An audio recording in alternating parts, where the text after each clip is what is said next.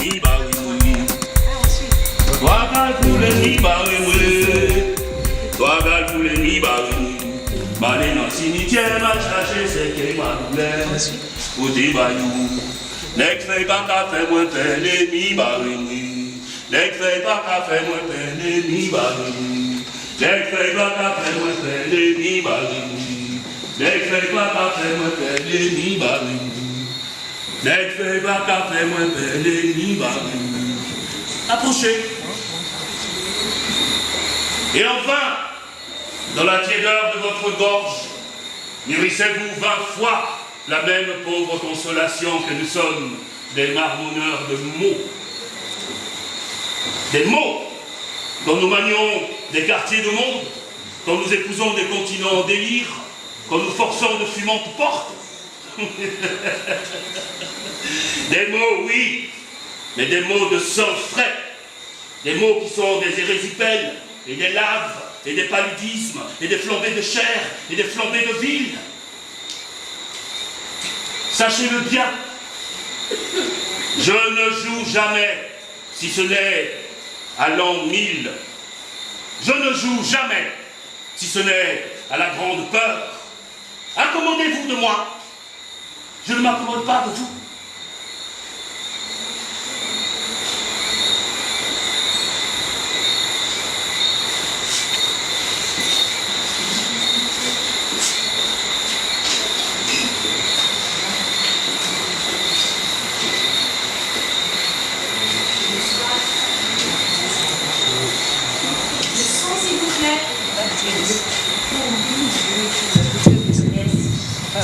Bonsoir et bienvenue au domaine de Font-Saint-Jacques, centre culturel de rencontre. Nous sommes extrêmement heureux de vous accueillir pour le vernissage de cette exposition, Le Grand Cri Nègre, organisée et orchestrée par le Centre césarien d'études et de recherche dans le cadre de cette année centenaire et de célébration du poète Volcan Aimé Césaire. Et je pousserai d'une telle raideur le grand cri nègre que les assises du monde en seront ébranlées. Tels sont les mots d'Aimé Césaire par la bouche du rebelle dans Et les chiens se taisaient. Né le 26 juin 1913, si Aimé Césaire était encore vivant, il aurait 100 ans, le 26 juin 2013. Il est décédé le 17 avril 2008 à l'âge de 95 ans. Le poète Volcan a été résolument un témoin et un acteur déterminant du XXe siècle. Nègre inconsolé, dont la traversée du siècle a pu sembler paradoxale, tel apparaissait Césaire au soir de sa vie. Homme libre, poète de la liberté, tel et demeure en définitive Aimé Césaire. Son œuvre suit ce fil unique, par-delà les vicissitudes de sa position d'homme antillais au carrefour des contraires. Le Centre césarien d'études et de recherche a décidé d'honorer sa mémoire à l'occasion du centenaire de sa naissance. Je passe la parole à M. Christian Lapoussinière, président du Centre césarien d'études et de recherche, également trésorier du Centre culturel de rencontre domaine de Font-Saint-Jacques. Merci beaucoup. Monsieur le Président, qui est en fait le vice-président de Font-Saint-Jacques, la personne de Monsieur Ernest Breuler, Monsieur le Président du comité scientifique de l'exposition Le Grand Cri Nègre, Mesdames, Mesdemoiselles, Messieurs, chers artistes. Mes premiers mots vont être pour remercier tous ceux et toutes celles qui ont bien voulu participer à cette exposition dont le thème générique, c'est Le Grand Cri Nègre.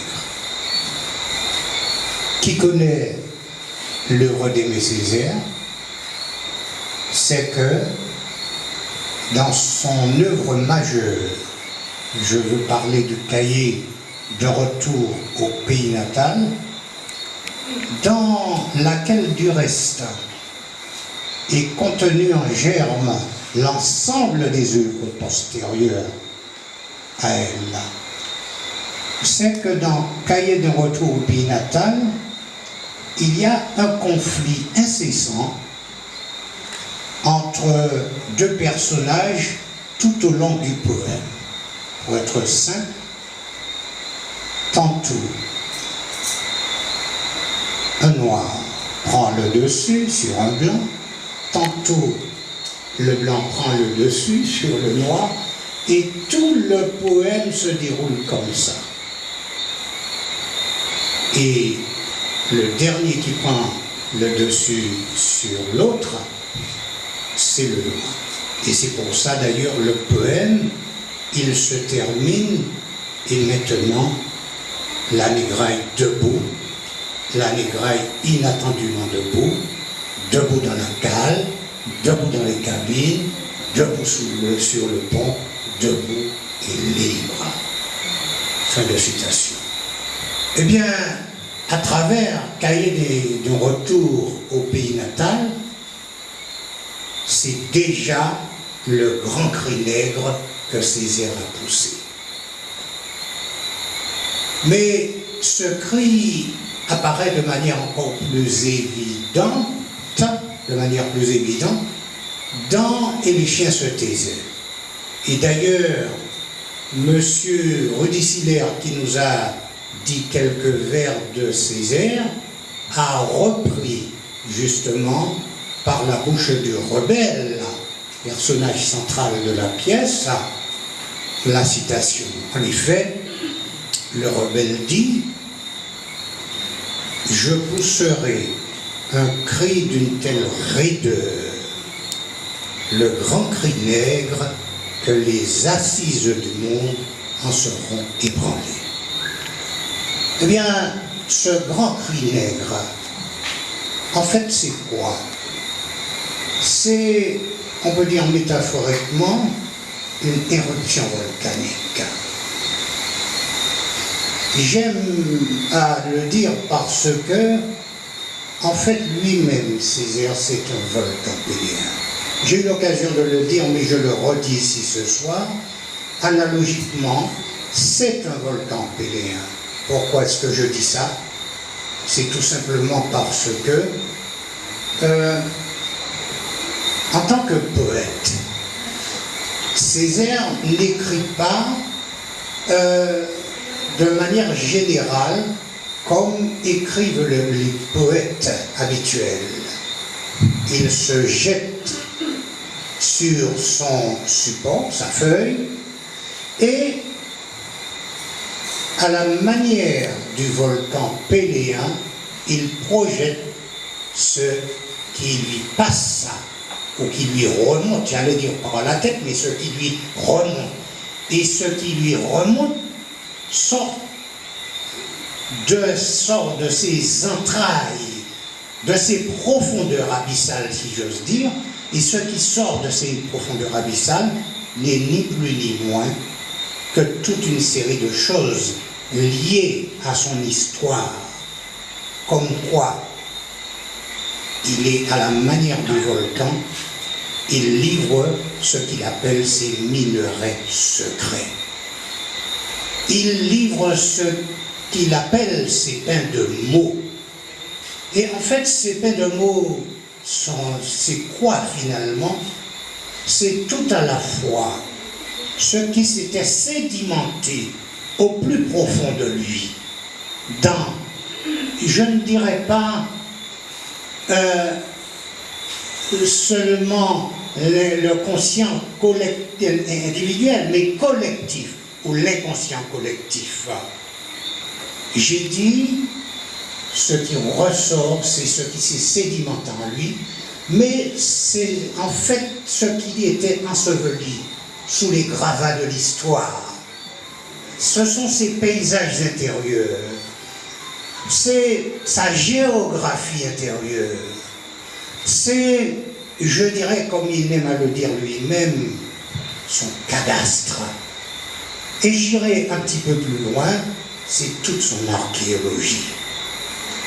Et donc, à partir du moment qu'il utilise une technique d'écriture bien précise lorsqu'il produit de la poésie, eh bien, il va de soi, ça amène à une poésie qui est forcément péléenne. Je dis bien une poésie péléenne parce que le volcan péléen n'est pas comme les autres volcans. C'est un volcan qui reste en sommeil pendant des années et des années, parfois même ça peut rester un siècle. On a l'impression que ça n'agit pas, il est même mort. Et puis, il y a un travail intérieur qui se fait sous la pression du magma bouillonnant. Et un beau jour, sous l'effet des gaz, l'explosion. Et quand l'explosion s'est produite, eh bien, sont envoyés, projetés à des dizaines ou des centaines de kilomètres à la ronde les minerais secrets. Je veux dire ce qui est dans les entrailles du volcan. Et les choses, bien entendu, lors d'une éruption, sortent décousues, pêle-mêle, de manière fragmentée. Eh bien, c'est lorsqu'on regarde la poésie césarienne, dans son processus de création, eh bien, cette poésie possède de la même technique. Et c'est pour ça, on dit souvent que la poésie césarienne, elle est incompréhensible parce que décousue. Mais la réalité, je dirais même la surréalité, elle est là. Elle est bien réelle. Il s'agit de trouver les éléments, de les mettre comme un jeu de puzzle à leur place pour trouver la signification et la vérité profonde. Alors, après avoir dit tout cela réside justement en ce que nous appelons le grand cri nègre. Le grand cri nègre, c'est l'éruption, je l'ai déjà dit. Le grand cri nègre, de manière plus simple, c'est ni plus ni moins une invitation de la part de Césaire à nous révéler à nous-mêmes, à prendre conscience de tout ce qui peut être afférent ou lié à cette identité culturelle ou à notre identité culturelle. Je veux dire en fait que le grand cri nègre, c'est la défense et l'illustration de notre peinture. Que nous ne soyons pas ceux qui empruntent l'imaginaire des autres, mais qui, leur propre imaginaire, leur imaginaire authentique. Et je pense, à travers cette exposition, c'est ce que tous ceux qui y ont pris part ont voulu libérer. Mais j'y reviendrai.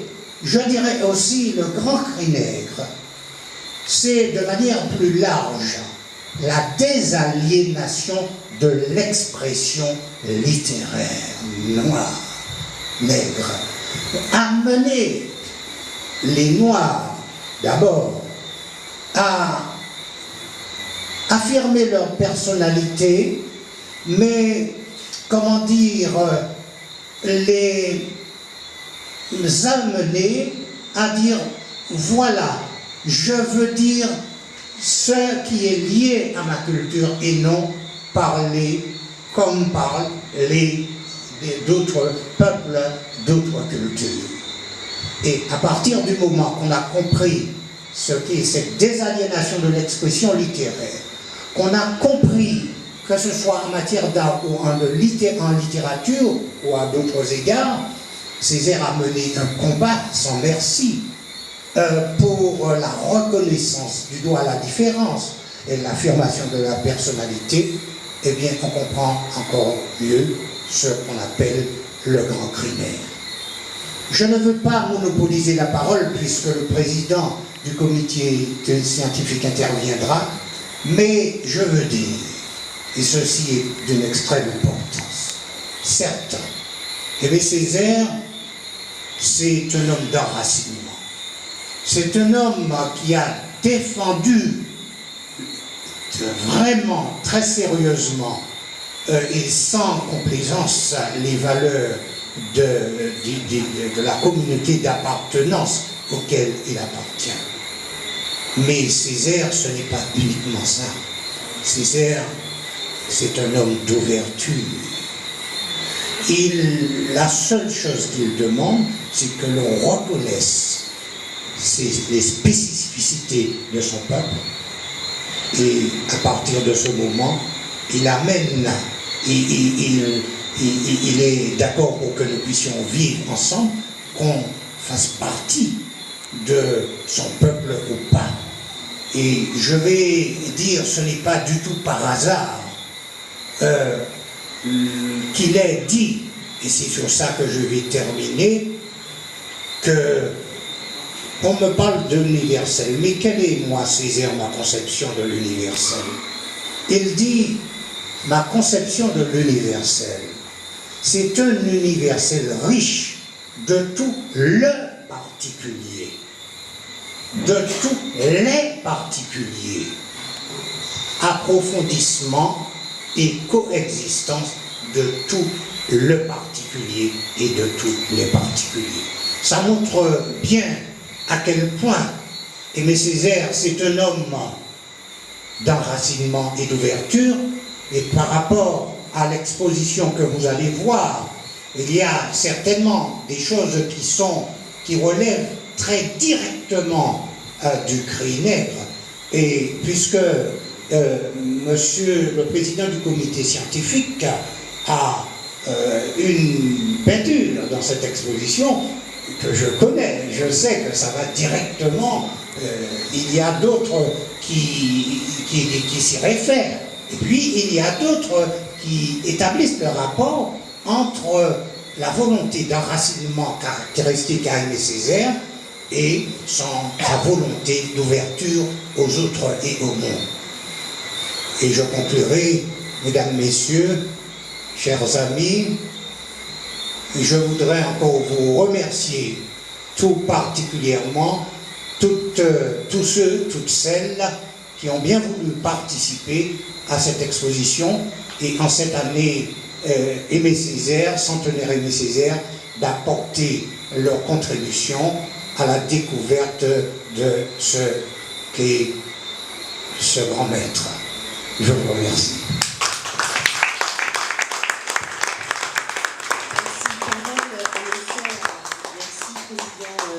Césaire et les filles de recherche, les sœurs Lapoussinières, et parole à M. Ernest Breuer qui effectivement expose une pièce relative à sa période dite fromager. Je souhaiterais également saluer la présence des artistes qui exposent ici, Eliane Bonnet, Martine Baker, également Saft, MDAL, M. Alexis Lapoussinière, et vous pourrez échanger avec les artistes présents sur les pièces qu'ils ont présentées au sein des murs de ce monastère du Père Labat. Monsieur Ernest Breuer. Bonsoir, mesdames, messieurs. En vos grandes qualités et fonctions, vous comprendrez que je n'ai pas la même élocution que mon ami Lapoussinière, qui est un spécialiste de Césaire, président du comité césarien, donc qui connaît en profondeur de Césaire. Et néanmoins, je crois que j'ai été beaucoup touché par l'œuvre de Césaire. Alors, je suis très heureux d'avoir pu, par l'intermédiaire de M. Lapoussinière, assumer ce comité scientifique. Pourquoi?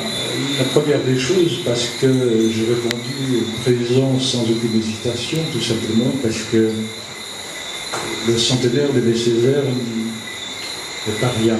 C'est quelque chose de fondamental pour ce peuple.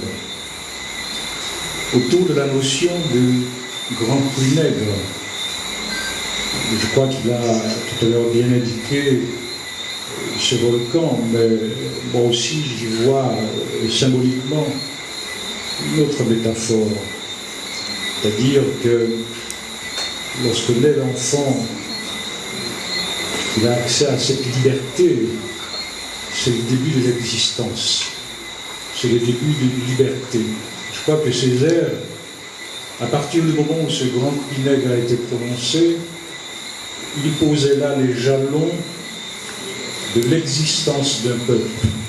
D'ailleurs, il parle de la reconquête de nous-mêmes, de la conquête de nous-mêmes. Je crois que c'est un acte extrêmement important et fondateur. Ce qui m'intéresse aussi dans l'œuvre de Césaire, contrairement à ce que certains ont voulu dire, c'est une œuvre fondamentalement ouverte aux hommes de la planète, pas spécialement aux Martiniquais, dédiée à nous certes, mais une œuvre qui est, je dirais, une œuvre qui rassemble, une œuvre de prise de conscience à la fois des Martiniquais en tant qu'hommes, mais de tous ceux qui sont d'ailleurs, et notamment les colonisateurs, c'est aussi pour eux une prise de conscience qui sont aussi des hommes et qui doivent penser en tant qu'hommes et que la dimension de l'altérité doit véritablement fonctionner. Je crois que c'est un aspect important. Et je suis très heureux aussi de... Pourquoi? Parce que je crois que cette exposition aussi est le lieu de rassemblement de gens venus de divers horizons. Et c'est presque fraternellement, et je dirais fraternellement, que les gens se sont rassemblés pour célébrer ce moment, je dirais, de toute la grandeur de Césaire. Alors permettez-moi d'insister parce que, notamment sur une partie de son œuvre qui n'est pas la dimension littéraire, mais dans son action pour le développement d'une culture, je dirais, martiniquaise, caribéenne, fondamentalement, Césaire a créé en peu de temps le CERMAC. Il a créé le centre dramatique régional pour le théâtre. Il a créé le festival culturel de la ville de Fort-de-France. Et enfin, il a créé aussi l'Institut Garisiel, l'école régionale des beaux-arts de la Martinique.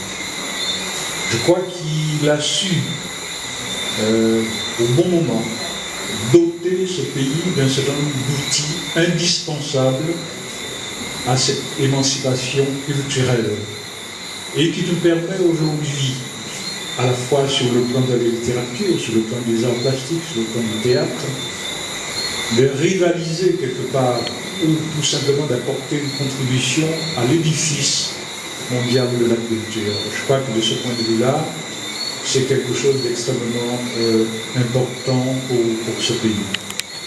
Et enfin, il faut dire aussi que l'œuvre de Césaire, si elle est importante et fondamentale, il ne faudrait pas le garder comme un trésor enfermé dans nous-mêmes, en nous-mêmes. Mais je pense que son vœu le plus sincère, c'est nous amener, non pas à un dépassement, parce que l'œuvre de Césaire est indépassable, mais simplement de faire preuve de créativité, d'apporter une nouvelle dimension à cet héritage qu'il nous a laissé. Je crois que c'est ce qui me semble fondamental, ne pas s'asseoir sur des lauriers, mais continuant en inventant, en créant dans tous les domaines. Merci beaucoup.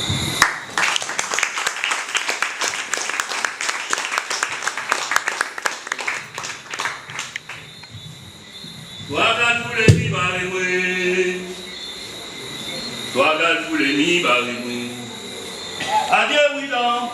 Toi, quand vous les mis, toi, quand vous les mis, allez dans le cimetière, mal chercher, c'est que ma douleur, côté baillou. N'est que fait pas qu'à faire moins faire les mi, n'est que fait pas qu'à faire moins faire les mi, n'est que fait pas qu'à faire moins faire les mi, et voici, au bout de ce petit matin, ma prière terrible, que je n'entende ni les rires ni les cris. Donnez-moi la foi sauvage du sorcier, donnez à mes mains puissance de modeler, donnez à mon âme la trempe de l'épée. Je ne me dérobe point, de ma tête faites une tête de proue, et de moi-même, mon cœur, ne faites ni un père, ni un frère, ni un fils, mais le père, mais le frère, mais le fils, ni un mari, mais l'amant de cet unique peuple. Vous savez pourtant mon amour tyrannique. Vous savez que ce n'est point par haine des autres races que je m'exige pécheur de cette unique race, que ce que je veux, c'est pour la faim universelle, pour la soif universelle, la sommeil libre, enfin, de produire de son intimité close la succulence des fruits.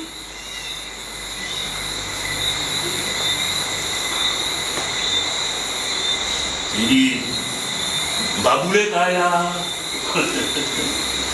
c'est Dieu, Baboulé Kaya tonnerre. C'est Dieu, c'est Dieu, c'est Dieu, c'est Dieu qui fait pas bouler Kaila.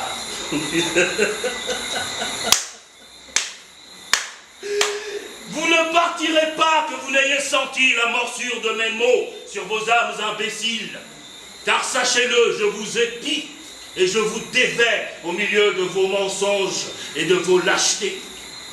Cuve de scorpion, lâche. J'entends dans vos voix le frottement de la bricole, la nostalgie de muselière.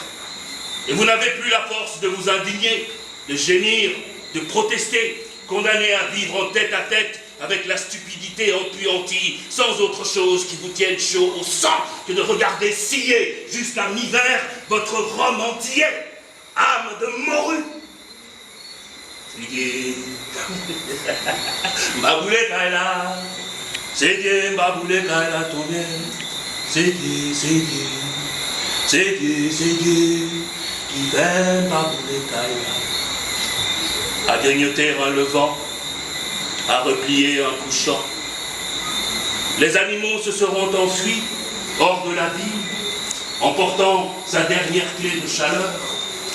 Pour l'heure, il n'est question à peine que d'une porte à démasquer, en tâtonnant à travers la désolation de l'intime terreau, jusqu'à la vitesse de tendresse hasardeuse qui fait mon frère l'écœuré volcan, mon frère le vent à la vague déchiquetée, mon frère et le sanglot sans cesse ravalé du ressac. C'est Dieu, c'est Dieu, c'est Dieu, c'est Dieu qui fait pas bouler Kaila. Et je pousserai d'une telle raideur le grand cri nègre que les assises du monde en seront ébranlées.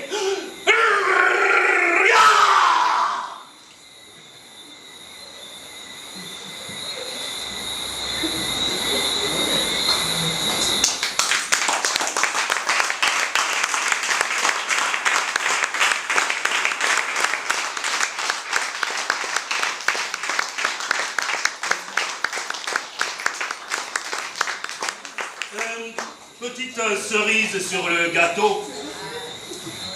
Aimé Césaire était maire de Fort-de-France et nous tous connaissons la pointe Simon. Oui, oui, oui. Et vous savez pourquoi ça s'appelle la pointe Simon? Non, pas vraiment? Alors, la pointe Simon s'appelle la pointe Simon à cause de monsieur Simon Chauveau, avocat français de son état, qui décide un jour d'aller voir ailleurs s'il y est. Il se douche, se oint des parfums les plus doux, mais son pantalon bien sûr, mais sa chemise, son chapeau,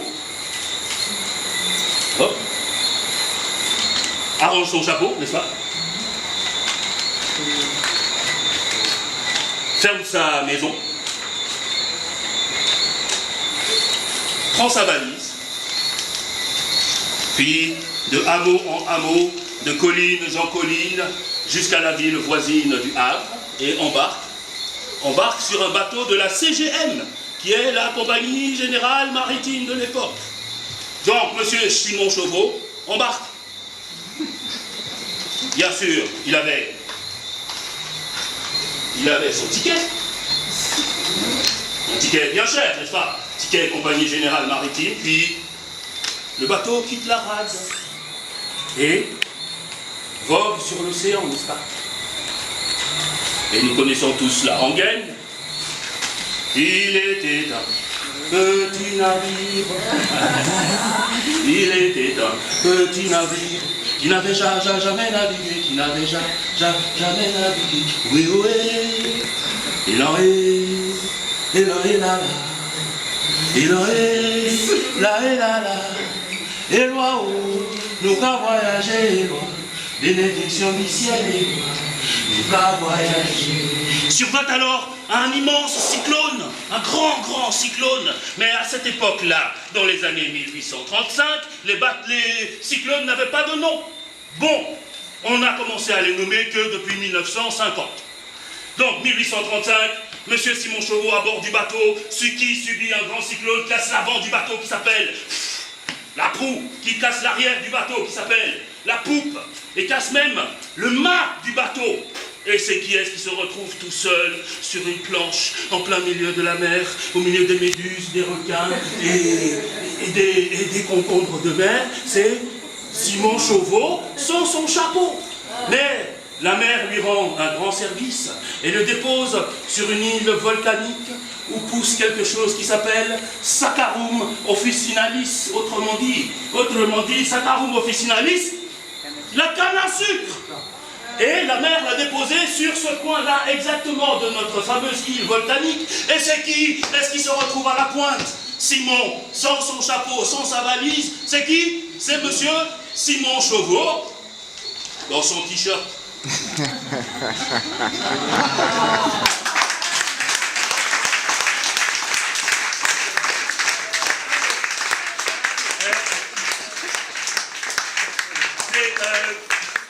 Petite cerise sur le gâteau pour qu'on n'oublie pas la force du rire. Bien merci à vous et je vous en prie. Remplissez-vous les yeux et là, de ce qui est exposé. Un grand merci à vous tous, comédiens d'un très grand talent qui a répondu avec la plus grande amitié à cette invitation que lui a faite de livrer la parole césarienne pour ce vernissage Grand Prix Nègre, ici même, au monastère du Père Labat, domaine de Font-Saint-Jacques. Je souhaiterais également remercier, sans oublier aucun d'entre vous, les artistes exposés ici même. Vous avez dans la galerie du monastère les œuvres de Marie Gauthier et de Sylviane Frédonic qui dialoguent. Juste sur ma gauche, Alexis Lapoussinière, Ernest Breleur, Vincent Guéraud, Martine Becker, ses sculptures et céramiques. Dans la pièce, au fond, les installations photographiques d'Eliane Boyné, les peintures de Saft et celles de Ndéal. Voilà, un grand merci à vous tous d'avoir répondu au cri nègre de Christian Lapoussinière et d'avoir investi les murs de ce monument historique. Très belle soirée à vous. Merci encore.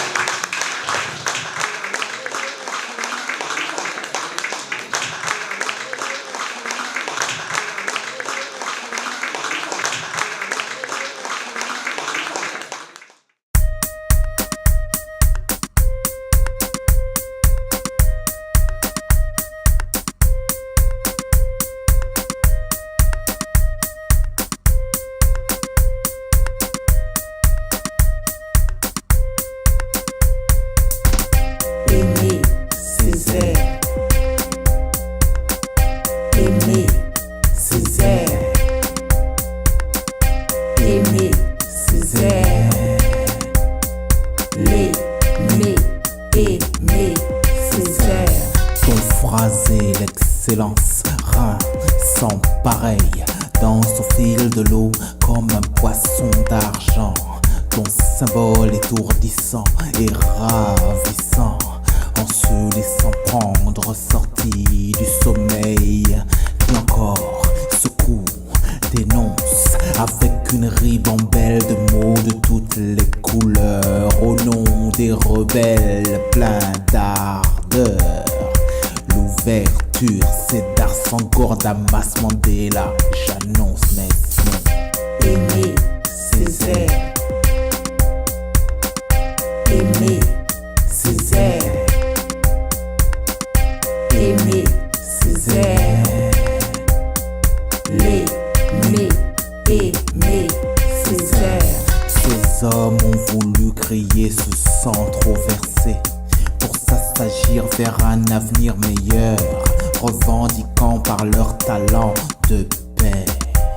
L'écrivain, l'homme de culture et orateur, je clame l'urgence de tout mon être. C'est pour nous que j'accepte d'être noir du bonheur. Regard neuf sur la vie flamme de tout mon être. Un avancement courageux géniteur. Aimé Césaire. Aimé Césaire. Aimé Césaire. L'aimer, aimer Césaire. Ton combat contre le colon que tu minimises, l'acceptation de soi résonne comme l'ultime dans une voie sûre mais semée de pierres.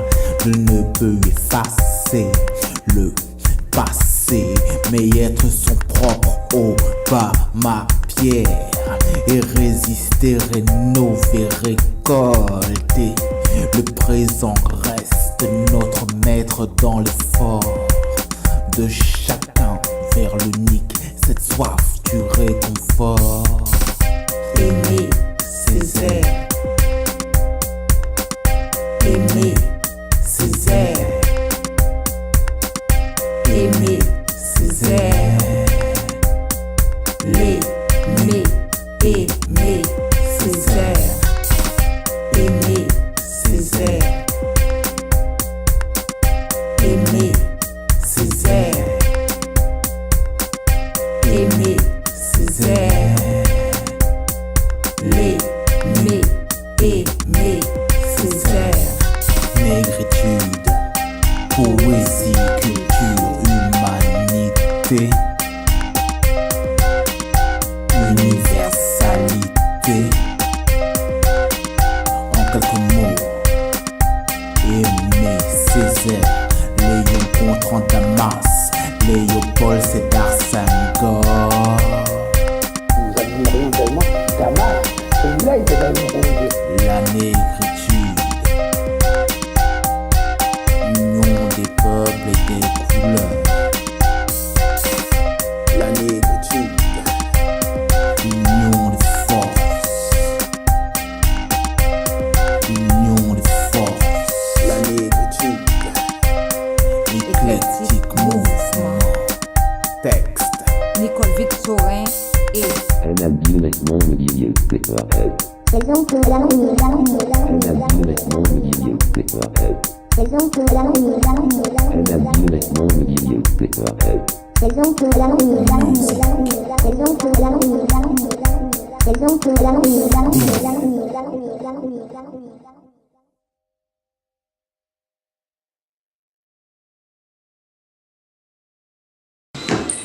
Voilà. Et ça part. 973. Ouais. Rio. Il n'y a pas de deal. Ciao. D-E-A-L. Diffé est un à présent l'email. One more time. 1993-2013, toujours là. Yeah.